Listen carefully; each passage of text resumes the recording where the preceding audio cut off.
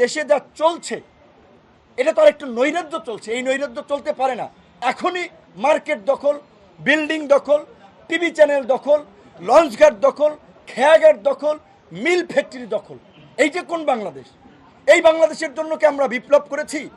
আজকে আমরা তরুণরা এই যে এখানে বসে আছে যারা 18 সালে কোটা সংস্কার আন্দোলন করার কারণে মাইরে ককটেল দিয়ে তারে বলছে বিপিনুরা রাশেদ তারে এই ককটেল মিছিলে মারার জন্য দিয়েছে। প্রত্যেকটা এই শাকিলের মতো মানুষকে র্যাব আপনার অপহরণ করে নিয়ে গেছিল।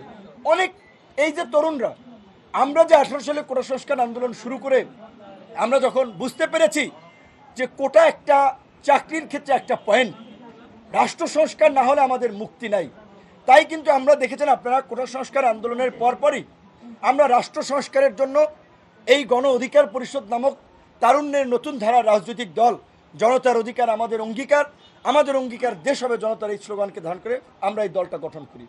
আমরা যদি 18-র পরে এই 24-এর যদি নির্বাচনে অংশগ্রহণ করতাম, অনেকের এমপি হওয়ার মতো আপনার ট্যাক্স ফাইল ছিল না, অনেকের বয়স হয় নাই, তাহলে আমরা কেন জীবন দিচ্ছি, আমরা কেন সংগ্রাম করছি? এই যে এই আন্দোলনে ছাত্র অধিকারের কমিউনিটি কলেজের সহসভাপতি, কদমতলী থানার যুগ্ম সদস্য সচিব শহীদ হলো, এই চট্টগ্রামে, রংপুরে, অনেকে, সারা দেশে তো শহীদ হয়েছে অসংখ্য মানুষ।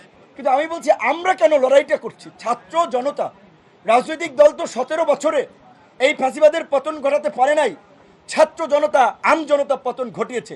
আর এখন আরেক দল লোক লুটপাট শুরু করে দিয়েছে। আমরা হুঁশিয়ারি দিয়ে উচ্চারণ করতে চাই, এই আওয়ামী ফ্যাসিবাদকে, এই 17 বছরের ফ্যাসিবাদকে আমরা উৎখাত করেছি।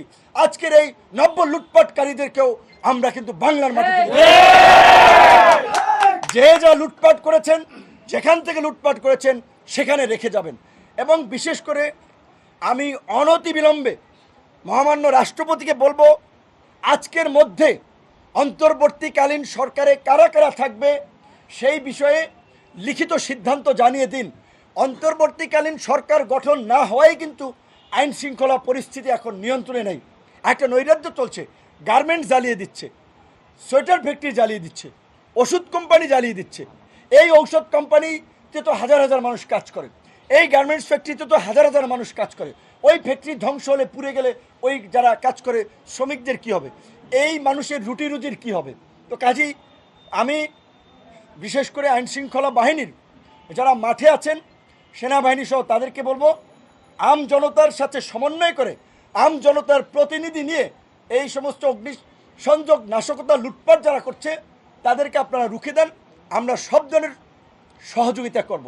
আমরা একটা দৈত্য দানব হটাইয়া আর একটা দৈত্য দানবকে ক্ষমতায় আনার জন্য, সরকারে বসানোর জন্য জীবন দেই নেই।